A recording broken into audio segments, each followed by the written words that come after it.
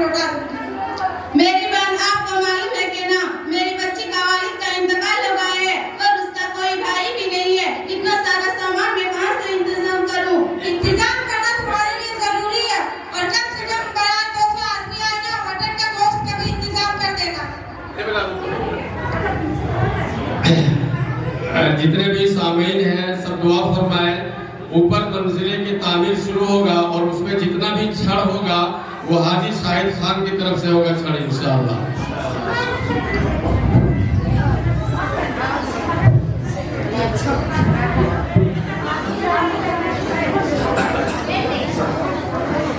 इंतजाम करना तुम्हारे लिए जरूरी है और कम से कम बारात 200 आदमी आएगा, मटन का गोश्त का भी इंतजाम कर देना।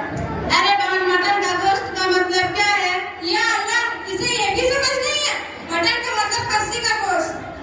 मेरी बहन, आप जानते हैं कि ना, मेरी 5 बेटी है। अभी तो सिर्फ 2 की शादी हुई है और मैं कर्ज में डूबी जा रही हूँ। अल्लाह के वास्ते इस सामान को मुतालबा न करेंगे, फरमाइश के ऑर्डर न करे। मुझसे जितना हो सकेगा अच्छा से अच्छा इंतजाम करने की कोशिश करूंगी। बढ़िया है, फुलवारानी सपने तो देखो, मालीदार के घर में शादी करना और दहेज देने के टाइम आया तो ठेका दिखा दिया।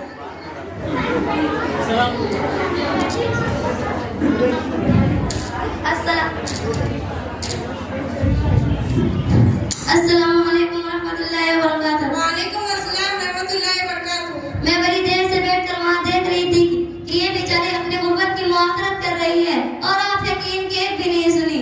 आपको किसने बोला बीच में टांग अड़ाने को?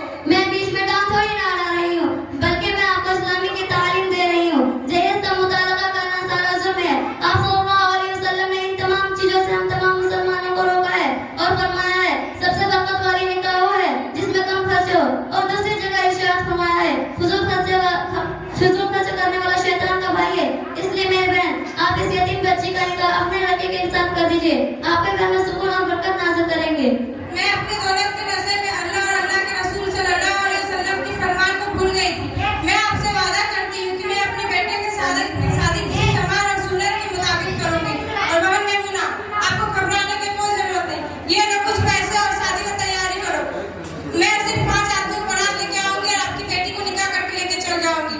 अच्छा चलते हैं, समय नहीं है, शादी की तैयारी करो। अस्सलाम वालेकुम।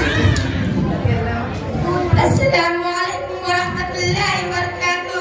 वालेकुम अस्सलाम व रहमतुल्लाहि व बरकातहू।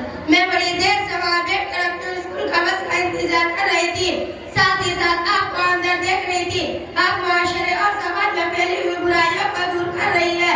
मैं बहुत हैरान हुई, परेशान हुई कि आप इतने कम उम्र में मुआशरे और समाज में फैली हुई बुराइयों को दूर कर रही है।